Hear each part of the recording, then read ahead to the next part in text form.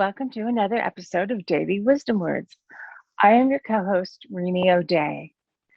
Hey everyone, I'm Neil Torelli, and I'm also your co-host for today. We want to thank you for joining us and give you a very warm welcome to our latest episode. Daily Wisdom Words is an online community for writers and poets all over the world. Join us at 9 a.m. Pacific Standard Time as we talk to some very distinguished guests, each one specializing in topics you don't want to miss. She's a poet, a Best of the Net nominee, a Pushcart nominee, author of At First and Then. Today, we're absolutely delighted to be joined by Danielle Rose.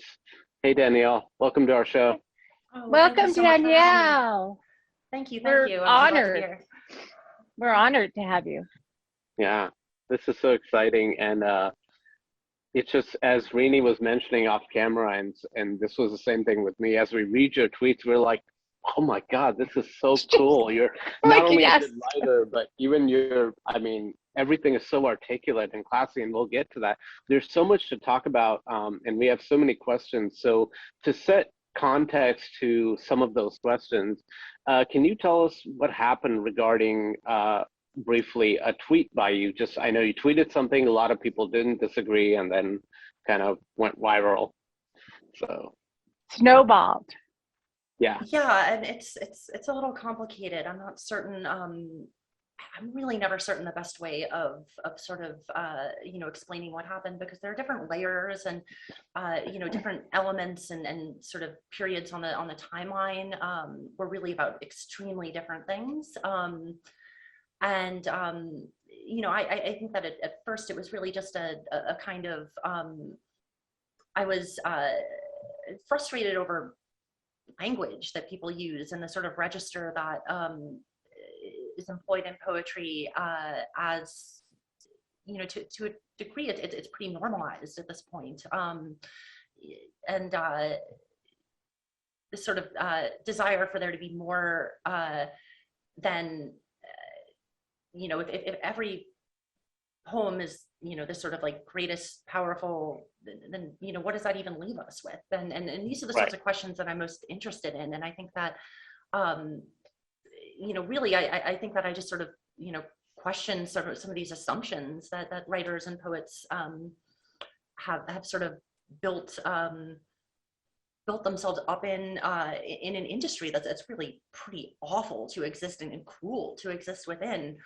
And it's I sort of go back and forth a little bit, because I don't want to be in a place where I'm sort of like crushing people's dreams, but at the same point, they're going to crush their own dreams eventually if they don't sort of come to a better understanding of what it is they do. Right.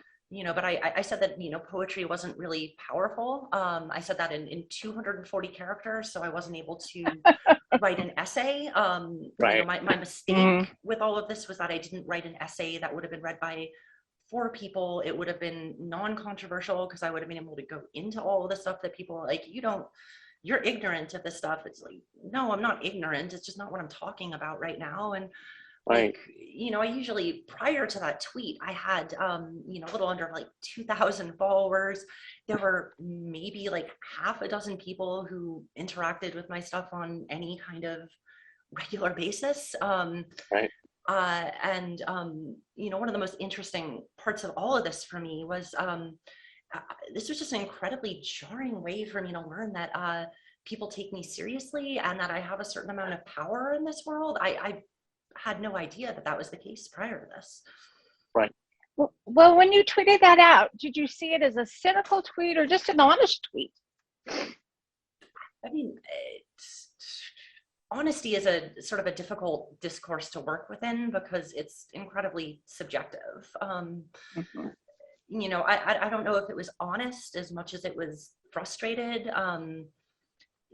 Definitely, I'm a very frustrated writer. I always have been. What I do. You're an amazing writer. Thank you. Yeah. I mean, I really, think that your poetry is stunning.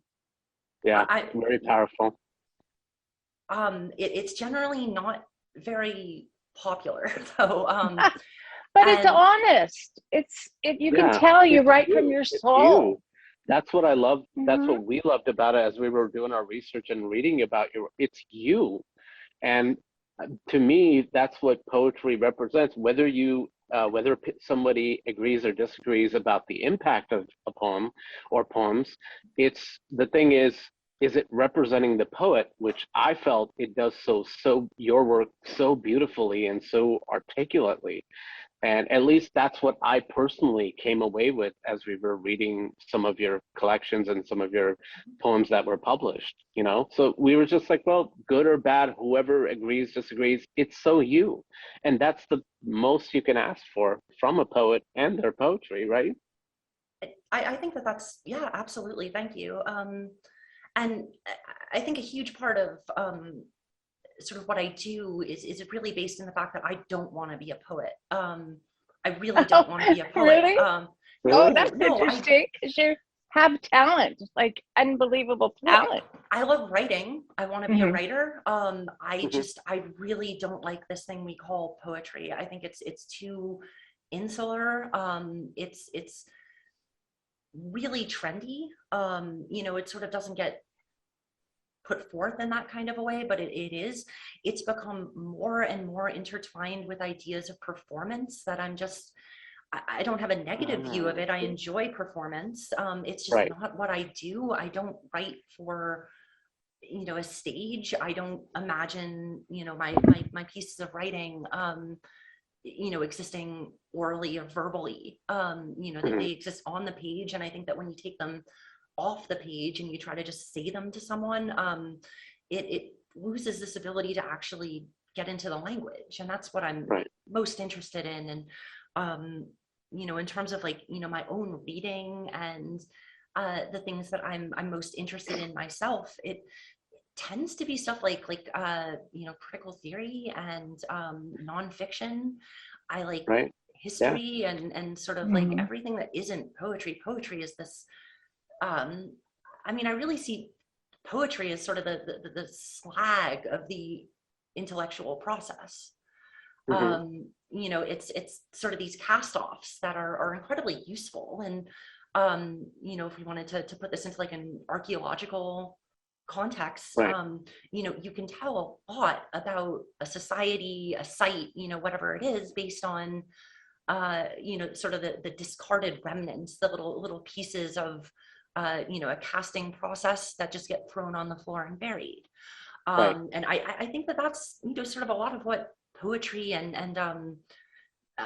sort of short writing is about, looking into sort of like microfiction, sort of some flash fiction, things like that. It's sort of, we have ideas, we think about things, they roll themselves around in our head, and then they end up getting worked out. We have to figure out what they mean, and we have to figure out how we feel about them. And so we write things. And a lot of people do the same thing by having conversations with their friends or something like that. So true. My poems are sort of slag, and I think you can look at First and Then, which was my first book. It's probably the Can you hold that up, book. sweetie? Sure, of course. It's a phenomenal book, guys. Phenomenal. At First and Then, and we will leave the links in our description when this interview airs, so people can check it out. Yes, absolutely. I'm Danielle. Yeah, I've been talking a lot. I'm sorry. No, we want you to talk. This is about you. Like that. I just want to get, before we go on, because we're going to get into all of this, I just want to finish about the tweet and why you were fired from a prominent magazine out of New York for it. And then we'll move on, and we are going to go through moving so forward. Much today. Yeah. We don't want to make this all about that. Right. But, it was a, like you said, you didn't know how much power you had until you tweeted that. And I think it's phenomenal. I mean, they wrote about it in the Times Literary Supplement. I know. That was right. Wow. Girlfriend, go. I mean, so is it safe to say, like, you wouldn't have thought, because you just said, like, you never thought one tweet could have that much power. How surprised, were you? Were you, stunned and thought, how did this happen? I just posted your own personal thoughts, and you weren't even targeting, say, an individual or skin color, stuff that's controversial. It was your thoughts about. Good point now. So it's like, why are they so much? Why is there so much? Even I couldn't understand, even though That was, I didn't 100% agree myself, but I was like, Mhm. still, that's her opinion. It's a very intelligently put opinion. Why is this even happening? Well, I mean, there's sort of two levels of this. The first is that, prior to this, my tweets didn't get tons of traction. Hmm.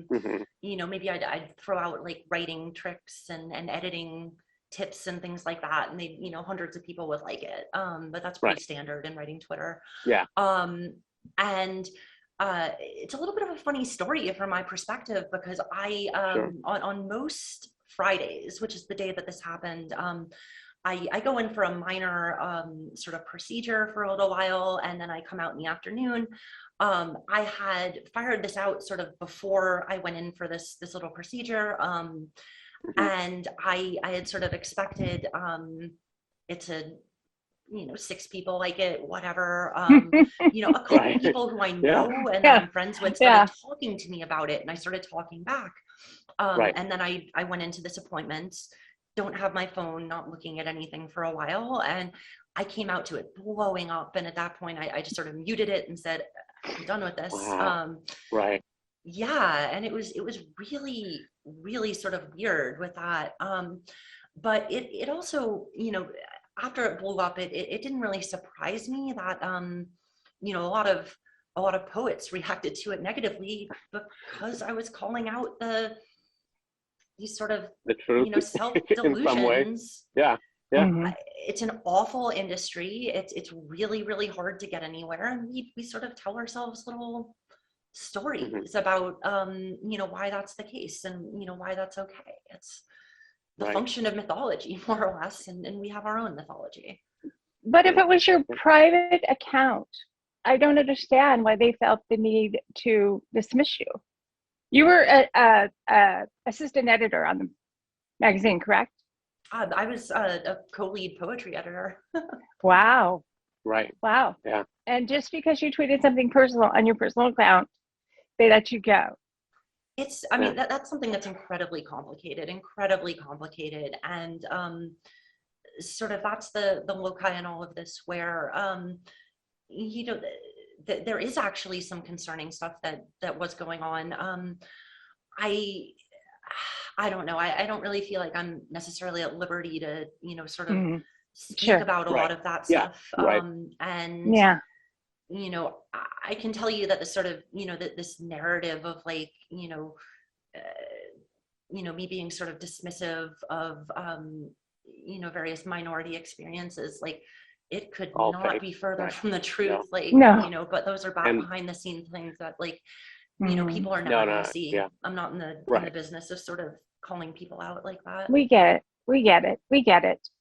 Yeah. We get There's it. nothing in your tweets ever that I've seen, even before that, as well as after, about any minority, any person, any individual. I've never seen it. So I don't know where that narrative comes from, because it's straight up false. Well, Yeah. that's the problem with Twitter. You can put anything on there and people will, half of them will believe it and half of them won't. But true Yeah. false is a dichotomy all of it on its own, and mostly it has to do with what we believe and how we feel about Hmm. that belief.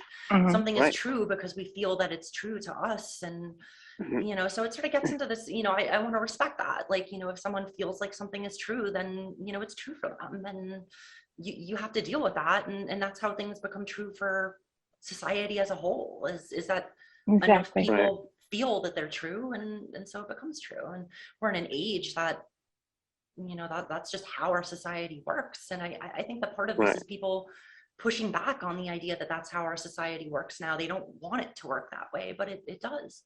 Hmm. That's a great point. It's a That is a poem great. That, because we call it a poem. It's not a poem because no. poetry is this well-defined thing anymore. Hmm. Right. Hmm. Right. Exactly.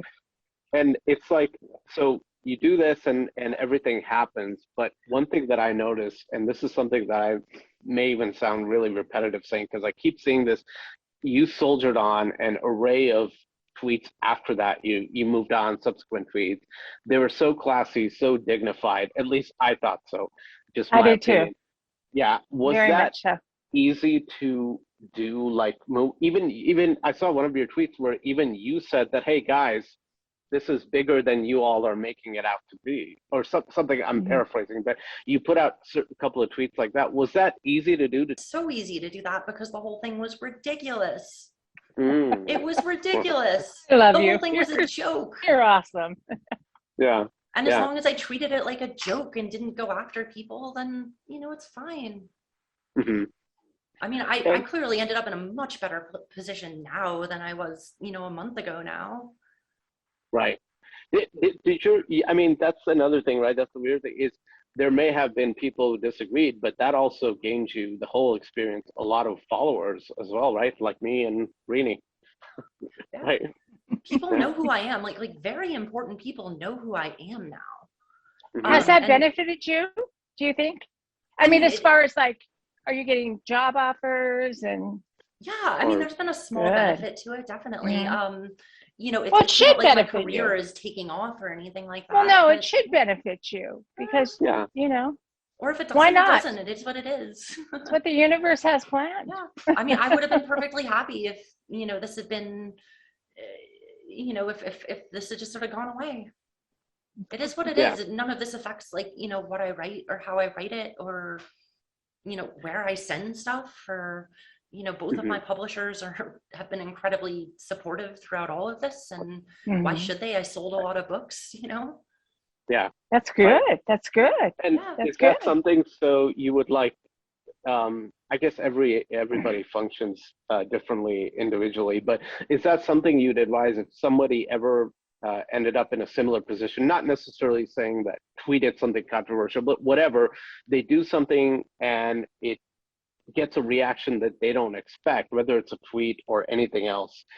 Is that what you would tell them to, like, just kind of retain their confidence a bit and sort of move forward, not dwell too much on it? Is that something that you would, tell others, or does it really just depend on the individual and how they handle their personal issues? It's really up to the individual, and that there's rarely such a thing as a one size fits all solution to any kind of problem, really. Everything has to do with how the individual is situated, and I don't know, like if there's any advice, it would be like just put it down and walk away. That's the only sort of surefire thing that you can do. Sort of as the kids say, I think like tweeting through it is the best. It's not always I think it's a dangerous thing to do. Really? It's a dangerous thing to do, and I used to drive race cars. I like choosing the dangerous thing. You do, we saw that. We saw like your family was involved. Right. In race cars. That is incredible. I was involved in a very, very small way. I don't talk about it a lot because a lot of it was illegal back then. Well, and, I'm from my New husband England. will represent you. I'm from New England, and we don't exactly have a huge motorsports scene up here. And so, we sort of get what we can get. Right. And I don't know. It was in New England. It wasn't in Florida, because we saw that you had tweeted to your dad. We did it, Daddy. Oh. So that was actually the winner of one of the NASCAR Talladega races back on Saturday. It was a tiny little family team. It's this guy who's the driver, and it's sort of like him and his dad are the team. They are very underfunded. They're not winners ever, really. And they won one of the biggest races, of the year. It was incredibly. That's so incredible. Yeah, it was just a really touching, emotional moment, to see the actual culmination of someone's entire dreams right there. Like all of this kid's dreams right here came true. What was his name? I forgot. Brandon Brown. Brandon Brown. You guys watch Brandon Brown, who's up in County. Yeah, he's a good guy. Yeah, I don't know, but that's awesome. NASCAR and writers don't usually mix. It's a politics thing usually, and it can be a little difficult to. Life is a politics. So has your view of motion of social media changed since you tweeted that out? I mean, you kind of blew up there. And are you happy that happened, or are you kind of wishing you were kind of still in the shadows? I mean, I wish that it hadn't happened. It was just a lot of nonsense and annoyance for no reason. It's I really enjoyed being at Barron. I really enjoy editing. I miss it. I wish that had turned out very differently. I don't think that it was worth it, and I think that it was a lot of annoyance for it was unnecessary, the whole thing. Yeah. Right. I don't know. It's I've been stirring the pot a little bit more recently, but I generally don't want to. And so much of this is like the online persona where you see the tip of the iceberg that has to do with this one specific subject. And I don't know. Yeah. Well, Neil and I really like to focus on mental health and, social media. And do you think social media is good for your mental health, or awful? Yeah, or it just depends. It's really awful.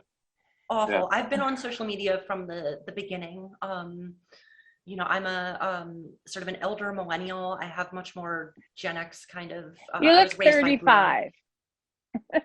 You look like you're 35. I am turning 35 for the. Well, you made it sound like you were going to go. No. That reminds us. When this airs, your birthday will have just passed. So happy birthday, early Danielle. birthday. Yeah, happy birthday. Yeah. So guys, when you see this, and it's uploaded, please, in the comments, please wish Danielle happy birthday. Happy birthday, kiddo. Thank you. Yeah. You're 29 again. That's what I say. 29 again. Yeah. 29 again. I'm Benjamin Button. I realized I had dinner with my parents recently, sort of a birthday dinner type of thing. Very, very chill in this age of pandemics. But I realized, at that point that where I learned that I should turn 35 3 times was from my mother. So yeah. I'm becoming my mother, and I'm not. We all do that anymore. We all do.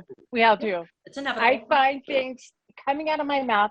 My mother said to me, and my daughter looks at me and said, "I'm never saying that to my child." And I said, "I'll take that bet." So yeah. You said that a minute ago, like, social media is just awful as far as mental health, and certainly Rini and I can relate because we've both had our issues. We certainly know you have. So would you say just a necessity that people, it may not do a lot of good, but in the 21st century of where we are now, is it just one of those evil necessities that people, just for awareness, and if you want any kind of awareness of what you're doing, then you kind of have to be on there? No. I mean, it's sort of that exactly. I mean, it is what it is. It's the new public square if you want to engage. There's also such an incredible swath of activities on the internet. People can be on social media and, not experience that stuff because what they do is something a little different. I know that, like, at the beginning of the pandemic, for example, everything was just so stressful and there was so much worry. And that was really not doing well with my own, my own like mental health struggles and my like really high anxiety that I often have. So I went and I made a new Reddit account, and I followed a whole bunch of subreddits, like, the ones that are like, pictures of cute animals. Right. Like, our mascot's still sleeping. We have a mascot, my puppy Kona. Oh, you would die over her, but she's still sleeping. Kona. We'll bring her in. I'm surprised that one of the cats hasn't. I've got sneak in here. I got cats and yeah. But you went to Reddit, and you kind of just, I put together just like a happy thing, and then like, you know, that's a healthy way to use social media. Like, you know, when I was feeling down and overwhelmed, I go and I just be like, oh, cute puppies, oh, cute kittens, like, there's a rabbit, this is wonderful. Yeah. And they do have some cute ones. But you know, I don't know, I think that one of the essential things that sort of the internet's that's taken away from us is accountability. And I think a different kind of unpopular opinion that I have is that I mean, I've been on the internet since the late 90s, and internet friendships are ephemeral and they can go away in a moment. And I've experienced it over and over and over again, and I've just watched so many people getting burned by stuff like that, and it's sort of this over investment in a space that is incredibly fragile. And so is writing catharsis for you? I mean, is that what you, when you wrote your book and I'm sorry, I'm having a brain. At first and then, thank you. Thank you. The sun's just coming up. No. So early for you. Thank you. That's okay. No, I'm honored to do this. You really sparked some feelings in Neil and I that, you know, just was of the utmost respect. Because, you know, you were just being honest, or, you know, you just gave a little piece of your, you know, opinion about something, and it went wild. And I think that's wild. Whoa. Yeah. So is writing, like you said, you don't like poetry, but you love to write. I mean, I like poetry. I genuinely enjoy poetry. Maybe the more accurate thing to say is that I can't stand poets. I just can't stand poets. No, I always have. I've never been friends with poets. I don't want to be. You know, eventually it comes to a head, and I just can't do it. I can't do it. Like, I can have professional relationships, absolutely, but like, you know, these sort of like, I met my best friend on, you know, absolutely not. But you are so talented and have such a great personality, and I want to be your friend. And I'm not a poet, so we can be friends. Oh, she is. She is, by the way. No, I am not. She is really good. Oh my God, I put a few thoughts in my head on a piece of But as you would say, Danielle, maybe you would say that's not poetry, it's her thoughts. So. It's my thoughts. That's all it is. I don't fool myself. I painted these paintings up here. I don't know if you can see it. I'm not an artist. It's just creativity that I like to. Yeah, but you are an artist. On a canvas. How else do you define that? If you created that, you're an artist. It doesn't matter. Everyone's an artist. Art is we all have a bit of, We all art have is a base human experience. We all create. Right. I like that. Yeah. I like that. Yeah. Someone give me that pen. I need to write. No one give her a pen. This comes back to. I'm sorry, go ahead. Go ahead. I was just going to say, is it safe to say, as we're talking, I get the feeling that maybe it's not so much about poetry itself. It's more about the categorization of, this falls under this thing. That's what you're having more of an issue with. It's not simply, oh God, I hate no, of course not. We're all expressing ourselves, and perhaps the issue is this categorization, and what does that categorization mean? And it's that exactly is this sort of it's a functional thing. You know, art is a functional thing. And you know, the more sort of you know, divine inspiration and everything that we sort of ascribe to this that doesn't have a human hand, you know, the less that we actually control any of this. And I think I've sort of lost the thread of this, but you know, I agree. I absolutely do. I mean, I have ADHD. It's awful. So, you know, I've been actually holding catharsis, Maureen, you know, in my head, because I've wanted to come back to that. And you know, a big thing with my approach to poetry is it's not really emotional. At First and Then is a wild departure from what I usually do as a writer.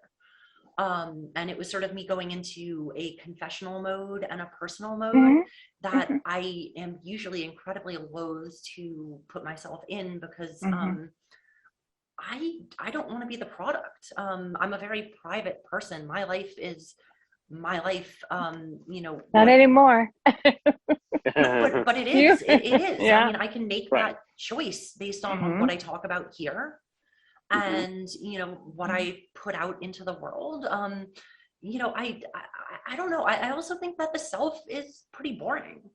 I don't think that people really care about me as much as like what they see in themselves in me. I ascribe to a fairly you could even say it's it's sort of a fairly radical version of sort of death of the author. Once I've written something and it's published and out in the world and other people are reading it, I have no control over it. I have no control over what it means, like how they take it, what they do with it. No control whatsoever. And so, I'm not going to fret over that. I'm sort of very against the idea of sort of meaning in poetry, because I don't think it's something that we can control. I can have every intent for a piece to say one thing, but it really doesn't matter, because as soon as it's out of my hands, it's out of my hands, and whatever the reader takes from it, they're going to take from it. And so, I try to sort of approach a lot of my work in that kind of a way, knowing that the more specific I try to be, the less successful it will be as a piece of writing overall. It's a very healthy view. I really do. Yeah, it's very healthy to look at. I really do. I think that's a very there always is that temptation, especially when you're dealing with, to write it all out, because there's that temptation of, I want to tell for some people it is to tell their story, not knowing that, okay, but your story may not always be received the way you see it. It's like you just said, once you put it out there, people are going to think what they want to think. People are going to have their own interpretations of it. So, and it's also, I think that people can sometimes forget how sort of fixed in place a lot of writing is.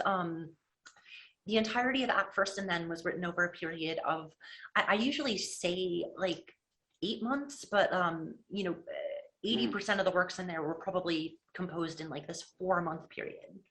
It was a really bang, bang, bang, bang, bang. I sort of had this story, I wanted to tell it. And I guess the ironic part is that I'm a trans woman, and I wrote this, At First and Then is sort of the story of my transition, but it's the story of like the first year and a half of my transition, in which like things were actually happening.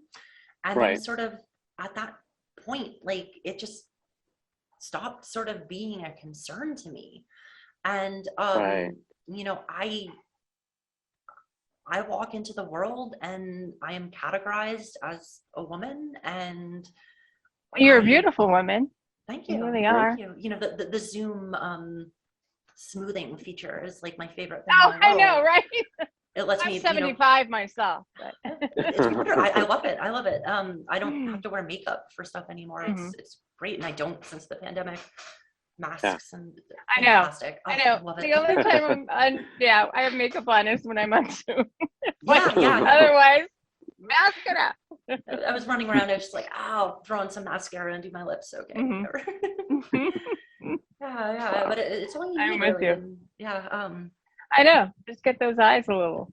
What were we talking about? I'm sorry. That totally spun me. We were talking about. you writing something, putting it.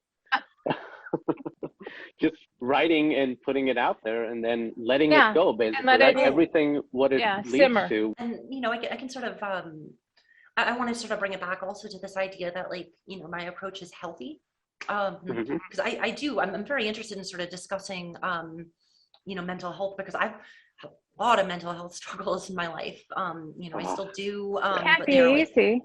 So much more managed at this point for me. I'm pretty happy with where I am.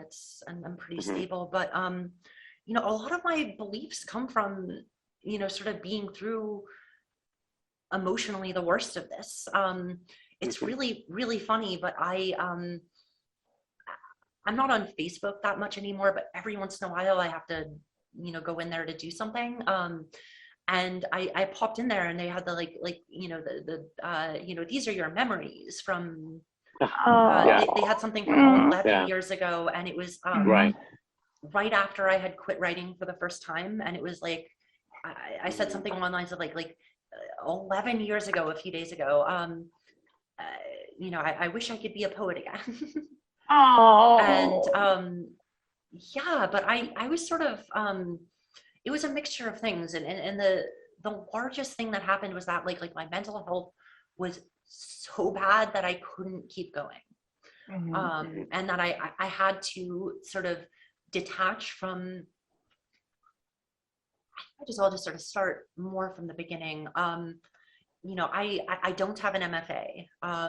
I was incredibly lucky that my undergraduate advisor was Carolyn Forche, and so you know, sort of I was taught by, you know, a famous poet, and my undergrad was just this constant Where'd you stream. go to school? It was at Skidmore. Oh, okay. Mhm. That's in, yeah. It's That's in New Saratoga England. Springs, New York. Yeah. Yeah. Oh, New York. Right. Okay. Yeah. Yeah. Pretty much New England, but New York isn't New England. Mm. No. As someone from Massachusetts, I want to be very, very clear about that. Yeah, but I mean, it was, you know, I spent a lot of time, you know, with people like, you know, Bob Pinsky and, you know, Margaret Atwood came through at one point, and Wow. you know, just sort of like the Wow. caliber of folks. Yeah. As Wow. as an undergrad student, I attended the New York State Summer Writing Institute and spent 2 weeks with Henri Cole. So, you know, I sort of have this, I was very much groomed to sort of, you know, step into the writing world as it existed sort of 15 years ago, which was a lot more elitist. And, you know, we didn't really have this host of online platforms that would, you know, that would really like, you know, create the accessibility. I knocked my microphone. I'm I sorry. know. Don't worry about it. That's fine. That's fine. I just had a really awful experience because Carolyn had to leave my senior year. And the individual who was, you know, fairly accomplished, who took over, sat me down at the beginning of the year, after I had provided my writing sample for, you know, the sort of capstone project and everything. And Right. I was told to my face, I can't work with you if you're going to write like this. And that's a direct quote because it's seared into my head. Wow. And I just sort of, I was struggling a lot. Like, you know, this was back when I was still a boy. I had sort of held myself together, you know, through my schooling, and then like everything fell apart with me. I became incredibly disassociated. My sort of control freak, coping mechanisms all fell apart. I had actually, I was on campus working for Residential Life for about 4 or 5 months after I graduated.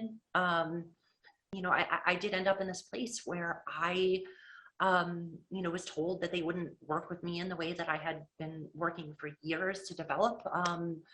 And, you know, I sort of, you know, I graduated. I did a few small things. I started a little like chapbook press to publish a few small, very small run books, for some friends and people that I admired, you know, in a very local scene. And then I just sort of stopped because, you know, like this was the day of, if you were a writer and you were submitting things, everything was a self-addressed stamped envelope. Most of the time you didn't even hear anything back. Right. Like everything was like high caliber. You didn't have these tiny, tiny little accessible magazines that you could just sort of like get stuff in and start a career. Right. And yeah, I mean, I wrote it all off. I had a whole career. in a corporate world. And yeah, I sort of ended up, stopping that something like 8-9 years ago, 8 years ago now, I think. And then eventually I ended up coming back to writing. But I mean, I guess that it's healthy because I've been really hurt by this stuff before, and I have, come up with a set of rules that keeps me from being hurt again. And sort of this distance and detachment from the emotional angle of this is part of that. And, I still get very frustrated and sad about, how difficult this line of work can be for people. Being a writer is thankless and really, really tough. And totally, I constantly am just like, oh my gosh, this isn't even worthwhile. I know. I know the feeling. I know that feeling. Oh, you're a phenomenal journalist, Patty. Yeah. Danielle? Can I ask just one more thing before we get to the poem reading? How did you mentioned then you slowly got back? Was there a specific moment when you got back? Like, how did that happen or was it just organically over time? It was a little bit of a process. Okay. And sort of the first thing that happened was that it's a little fun story, but so when I sort of began my transition, I started sort of seeking out stories mostly, and like genre fiction that would be a little bit more representative. I wanted to sort of see myself in these books. And so I started seeking it out, and I started, sort of looking at, what was really a lot of like very indie self-published literature and everything like that. Right. And, I kept sort of starting books and then like getting a few pages into it and just being like, oh gosh, I could do this better. This is awful. And so I started writing, like a little fantasy novel.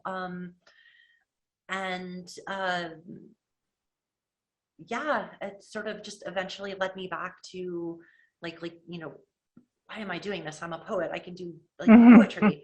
And I started all of this, I think it was at the sort of the beginning of 2019. I decided that oh, okay, my goal is that I want to publish one poem to prove to myself that I can. And then it's just sort of been a little bit of a runaway truck ever since then. That's great. Really great. I wish that there was you more... are an incredible writer. Yeah. It's so deep. Your writing, your poetry, your intellect in it. Yes. I believe You're that poetry very is an intellectual activity. You are very intellectual. Yeah. I'm like, honey, what does this mean? I'm most interested in theory. My governing question is, how do things work? Because if we don't understand how things work, we are going to get outcomes that we don't desire. And I think that's a huge part of all of my controversial tweets. Brilliant. Pointing out that the world doesn't work the way that you think that it does, and that causes us harm. Yeah. I think if there's any bit of advice for anyone who's struggling in this world, read Warren Berlant and try to figure out how this world works. That's a great piece of advice. That's a great piece of advice. So apt, right? Yeah. Right. And I don't want to end this conversation because you really are an amazing person to talk to. So I'm going to beg you to come back.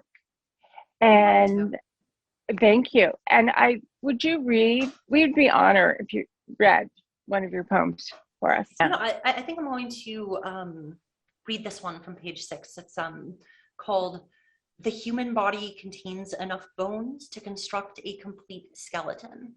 Yes, absolutely. And it is a lie to say that women have one additional rib, that they were raised from the earth, sculpted in a garden like how we hang tomatoes. Remember how seeds are little moments of the possible, like asking what we desire of the things that grow inside of us. Maybe a fireplace filled with the family songs that were forgotten. A line of Rilke about bridges just off the tongue. And I talk about what I might contain. I spill seeds and spit something out. If I were an electrical socket, I might call myself lucent.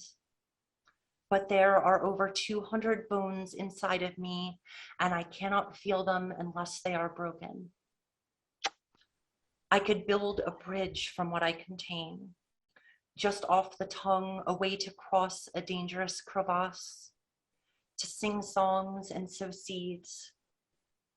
I want us to raise from the earth, become a question for mathematics, like counting bones inside of a moving body, spinning like a sequin and then coming to rest, complete.